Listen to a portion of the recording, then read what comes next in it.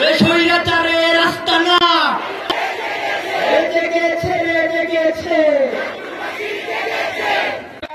চাঁদপুরে বৈষম্য বিরোধী ছাত্র আন্দোলনের মতবিনিময় সভা অনুষ্ঠিত হয়েছে। বৃহস্পতিবার চাঁদপুর সরকারি হাসান আলী উচ্চ বিদ্যালয় মাঠে এই মতবিনিময় সভা অনুষ্ঠিত হয়।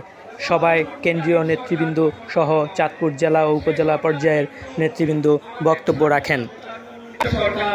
এই সরকার জনগণের ম্যান্ডেট নিয়ে কাজ করছে।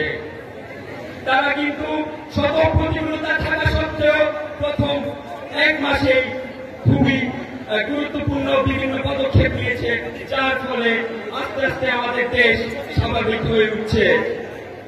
আপনাদের সবার কাছে একটি বিনীত অনুরোধ থাকবে, প্রায় ওই বিভিন্ন জায়গা থেকে খবর আসে অনেকে সমন্বয় পরিচয়ে বিভিন্ন চাঁদাবাজি সহ বিভিন্ন কাজ করছে।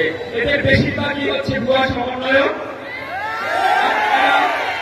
আমরা বাংলার ছাত্র সমাজ কাউকে সমন্বয় যে দায়িত্ব সত্য নিয়ে যে প্রত্যাশা নিয়ে আমাদের বাইরে শহীদ হয়েছে, আমাদের অসংখ্য ভাই হাসপাতালে ব্যারিকেড করছে, যারা স্বপ্ন নিয়েছিল এদেশে একটি প্রেসিডেন্ট তৈরি হবে, এদেশে নতুন রাজনৈতিক বন্দোবস্ত হবে, এদেশের সরকার হবে জনতার সরকার হবে, মানুষের বাক স্বাধীনতা থাকবে, সেইভাবে এই সমন্বয়ের সহসমন্বয় কেউ রুখতে পারবে।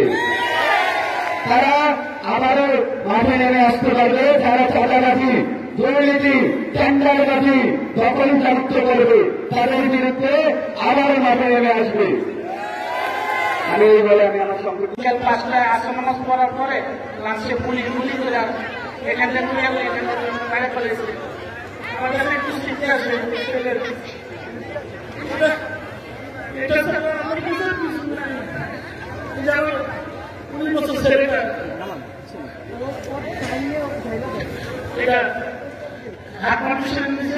স্পটে মারা গেছে।